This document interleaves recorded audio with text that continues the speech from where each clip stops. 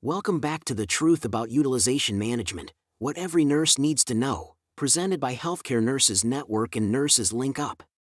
We've explored the foundations, documentation, collaboration, and discharge planning.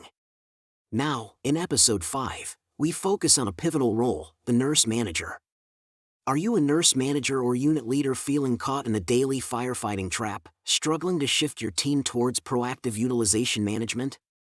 How do you effectively lead your nurses to excel in while juggling clinical, administrative, and mentoring responsibilities? Dr. Nicolas Abella's fifth article provides a practical guide specifically for you. James and Emily are ready to discuss his strategies for moving from reactive problem solving to proactively building a culture of excellence on your unit. They'll cover fostering ownership, bridging communication gaps, using data effectively, and empowering your staff for both clinical and financial success. Here are your hosts, James Carter and Emily Ramirez.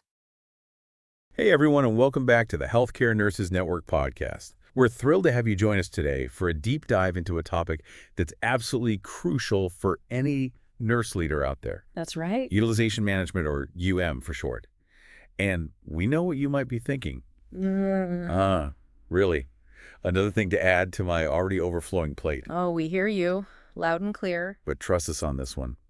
Today we're going to show you how mastering UM can actually make your life easier. Absolutely. Not only that, but it can empower your team, lead to better outcomes for your patients, and even boost your unit's financial success. And to really guide us through this deep dive, we're turning to an incredible resource, the Nurse Manager's Guide to Utilization Management, Leading Your Team to Success, by Dr. Nicolas Abella.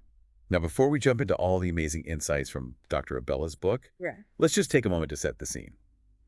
We know that as a nurse manager or unit leader, your days are filled with 1,000,001 things. Yeah, 1,000,002 probably. You're constantly putting out fires, dealing with urgent issues, and trying to keep everything running smoothly. It's a whirlwind. And in that kind of environment, it's easy to fall into a reactive mode, where you're just responding to whatever crisis comes your way. Right, you're just trying to keep your head above water.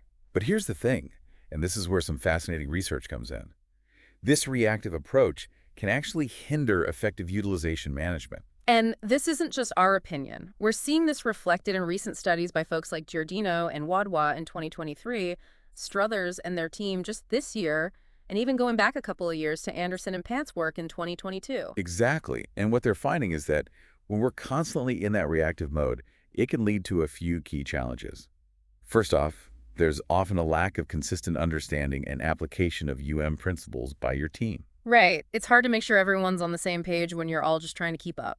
This can lead to inconsistencies in documentation, missed opportunities for early intervention, and unfortunately, those frustrating denials that impact everyone. And it's interesting because this reactive approach, as Shinmugam pointed out in their 2024 work, can unintentionally create a sense that utilization management isn't everyone's responsibility. Well, that's a good point. Yeah, if nurses feel like it's solely the domain of case managers or administration, their engagement naturally decreases. Right. They might think, that's not my job. Exactly. And all of this, as you know firsthand, can fuel stress and burnout, not just for you as the leader juggling everything, but for your entire nursing staff. Absolutely. And Struthers and their team highlighted this crucial point just this year. And ultimately, the most important thing, our patients can really suffer. Anderson and Pant's 2022 research really underscored how this reactive management style can contribute to delays, unnecessary procedures, and avoidable readmissions. Yeah, we don't want any of that. And then, of course, there's a financial implication. Yeah. Increased denials can have a significant impact on your unit's budget. Yeah, that's the bottom line. So that's the problem. We get stuck in this reactive cycle, and it creates all sorts of negative consequences. But the good news is, there's a better way. That's what we're here to talk about. And Dr. Abella's guide provides a roadmap for making that shift. A shift from firefighting to leading. From reaction to intentional action. It's about building a culture where EM isn't a separate task. It's an ingrained part of how your unit delivers exceptional care. A culture where every nurse feels knowledgeable, empowered, and actively involved. Exactly where is everyone's responsibility. So let's dive into Dr. Abella's framework and explore how we can start making this shift. Sounds good to me. Now, the first key area Dr. Abella addresses is what he calls the knowledge gap.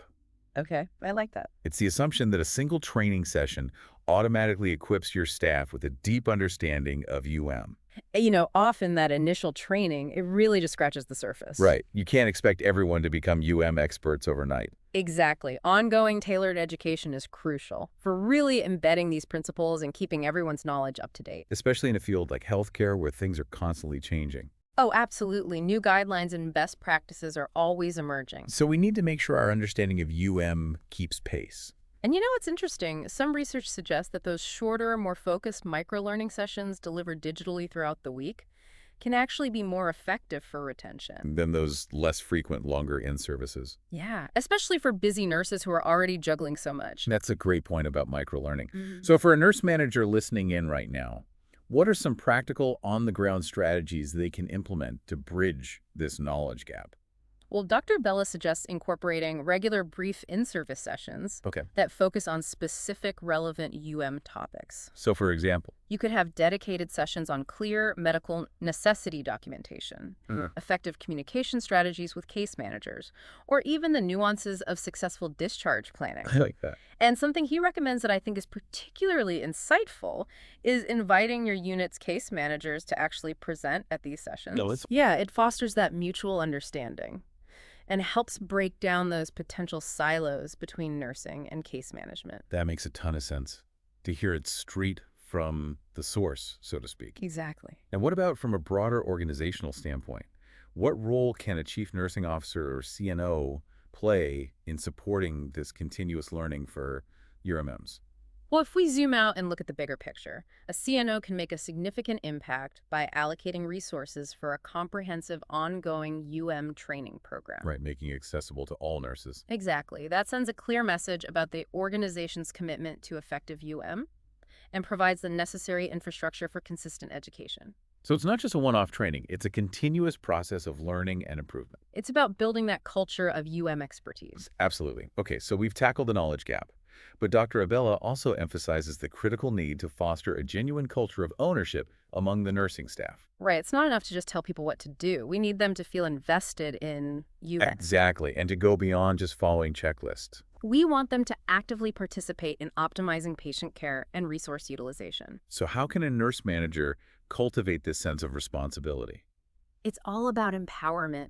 Encourage your nurses to identify potential issues proactively. Like right at the bedside during their rounds. Exactly, or in your team huddles. Create an environment where their input is valued and they feel comfortable raising these concerns. I love that because it really makes them feel like they're part of the solution. Absolutely. And at that higher CNO level, what kind of initiative could really reinforce this culture of ownership? This raises a really important point about recognition.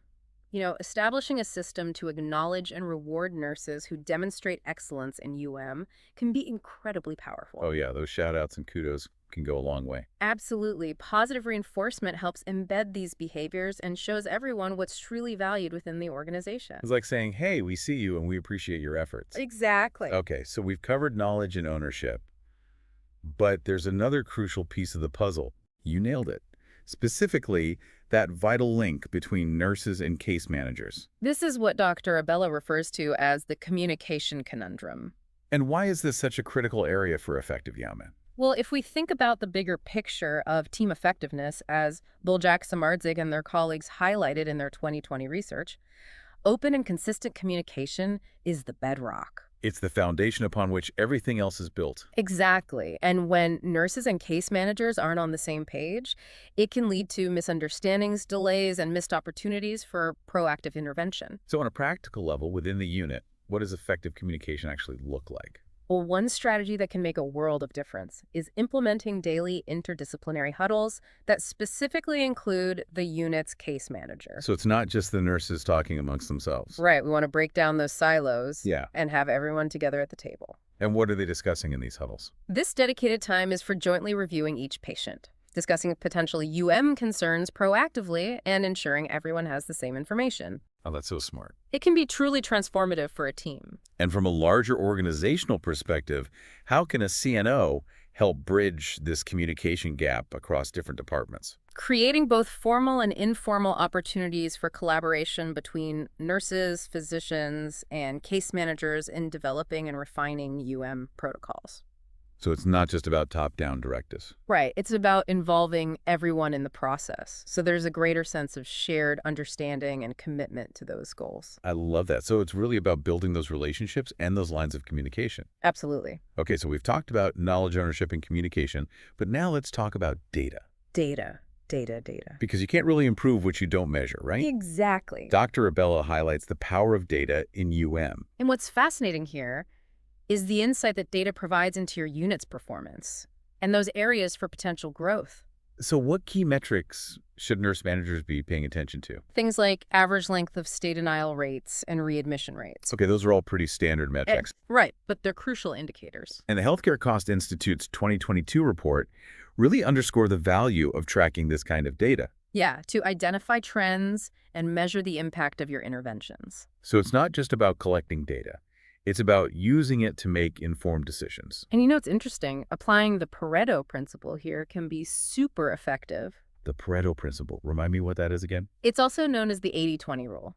Basically, it means focusing on the 20% of denial reasons that account for 80% of your denials. Oh, so instead of trying to tackle every single issue, you focus on the ones that are having the biggest impact. Exactly. It's a great way to prioritize your improvement efforts. So how might a nurse manager use this data on a day-to-day basis? Well, they could regularly review their unit's monthly denial data. Okay. And if they notice a recurring reason for denials, perhaps related to the documentation of medical necessity for a certain procedure, they can develop a very targeted educational initiative for their staff to address that specific issue. That's so smart. So it's about using data to identify those areas where you can have the most impact. Exactly. And at the CNR level, how can data be leveraged for broader impact across the whole organization? Well, a CNO might establish a hospital-wide real-time dashboard. I like that. This would give all nursing units access to those key performance indicators. So everyone can see how they're doing. Right. And they can benchmark their performance against other units, identify best practices, and really foster that culture of continuous improvement through data-driven insights. It's like friendly competition, but with the goal of everyone getting better. Exactly. Okay, so we've talked about the importance of knowledge, ownership, communication, and data. But Dr. Abella also discusses what he calls the empowerment equation. Ooh, I like that. It's about giving nurses the necessary resources, training, and even the authority to actively participate in I said the ones at the bedside, they have so much valuable insight. So what does this empowerment look like in practice? It's about ensuring your nurses have easy access to those essential resources, like medical necessity criteria, and clear, concise documentation guidelines. So they don't have to hunt for information. Right. And it also involves creating a supportive environment where they feel empowered to raise concerns and contribute their expertise. And on a unit level, nurse managers can take the lead in developing unit-specific policies and procedures that directly support these empowerment principles. Absolutely make it clear that UTEM is everyone's responsibility. I love it. Okay, so those are the big picture concepts. But let's get down to some really practical strategies that you and Dr. Abella recommend. Let's do it. First up, the daily huddle. The daily huddle. Now, this isn't just another status meeting, right? Definitely not. This is a short, highly focused communication touchpoint designed to bring together nurses, case managers, and any other relevant team members to proactively review every patient on the unit. So what's the main goal of this huddle? It's all about identifying potential barriers to a smooth discharge, addressing any emerging medical necessity concerns, making sure the documentation is thorough and accurate, and planning for any proactive interventions that might be needed. So it's about being proactive rather than reactive. Exactly. Love it. Another practical strategy you mentioned is regular documentation audits.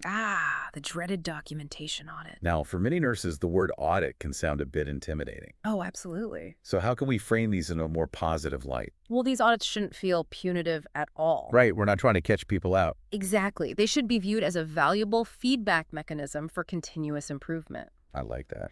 And this aligns perfectly with the principles highlighted in Sarkar and their colleagues' 2017 research. The focus should be on assessing how well the nursing documentation reflects medical necessity and provides a clear picture of the patient's care journey. So it's about making sure the documentation tells the whole story. Precisely. Yeah. And the feedback provided should be constructive and specific, offering actionable recommendations for improvement rather than just pointing out errors. It's about helping people learn and grow. Exactly. Okay, so building on that, Dr. Abella suggests regular case study reviews. Oh, these are fantastic. How can these contribute to better They provide such a great opportunity for your team to collectively learn from real-world scenarios, both successes and areas where there might have been challenges. So it's about learning from each other's experiences. Exactly. And by reviewing these cases together, you can identify best practices that can be replicated and extract valuable lessons learned that can inform future care and documentation. It's like a continuous learning loop. Absolutely. Now, to help foster that knowledge sharing and build expertise within the team, you also recommend mentorship programs. Mentorship is so powerful, especially in a field like healthcare where experience really matters. So how can those mentorship programs be structured effectively for... Well, pairing more experienced nurses who have a strong understanding of principles with newer staff members or those who might benefit from additional support creates a fantastic learning environment. That one-on-one guidance can be so valuable. Absolutely. It allows for real-world hands-on knowledge transfer and helps build competency and confidence in applying principles in their daily practice. It's like having a buddy. Exactly. Okay. And finally, something that can often be overlooked that is so important for team morale. Celebrating the wins. Yes. We need to celebrate those victories. Because when you see tangible improvements in those key metrics, like a decrease in denial rates or a shorter average length of stay, Make sure to acknowledge and celebrate those achievements. don't let those wins go unnoticed. Exactly. Recognize and appreciate your team's hard work. And at the CNO level, highlighting and championing the successes of units that are excelling in can inspire others. And reinforce the importance of this work across the entire organization. It creates that positive momentum. Now, let's be real for a moment. You might encounter some resistance when you start implementing these more proactive strategies. Oh yeah, that's to be expected. Dr. Abella touches on some common objections, like the classic, "we're already too busy." Oh, I've heard that one a million times. How can you address that very valid concern? Well, first and foremost, it's crucial to acknowledge that workload. Right, those nurses are already stretched thin. Exactly. But the key is to clearly articulate how proactive can actually save time in the long run. By preventing those time-consuming denials. Exactly. And by streamlining those overall workflows. So it's about working smarter, not harder. Precisely. Another potential pushback might be the feeling that this isn't really nursing work. The age-old debate. So how can you reframe that perspective? It's crucial to emphasize that effective is absolutely an integral part of providing high-quality, patient-centered care. It's not just some administrative burden. Right. Highlight the nurse's vital role as a patient advocate, ensuring they receive the right care at the right time, and underscore how those principles actually support that advocacy. Like Shimogam discussed in their 2024 article. Exactly. And then there are often concerns about resources. We don't have the staff or the technology for this. Resources are always a challenge. So what can you do in those situations? It's essential to advocate for the resources your team genuinely needs to implement these strategies effectively. So this might involve requesting additional training opportunities, exploring technology solutions that can streamline processes, and ensuring strong collaborative support from case management and hospital administration. So it's about making the case for why these resources are necessary. Exactly. And remember, as Dr. Abella advises, you don't have to overhaul everything overnight. Baby steps. Start with small, focused changes. Identify those critical areas for improvement, perhaps focusing initially on strategies to reduce avoidable readmissions or optimize resource allocation for a specific patient population. And importantly, document those improvements. Track your progress.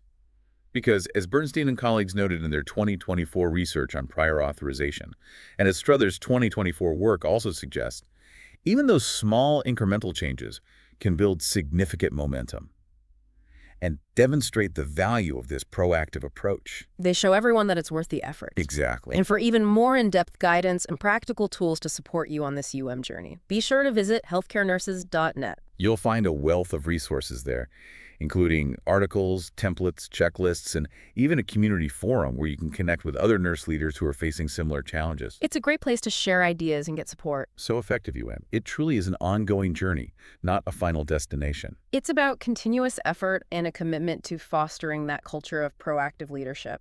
But by empowering your nursing teams with the knowledge, the resources, Yeah. and the support they need.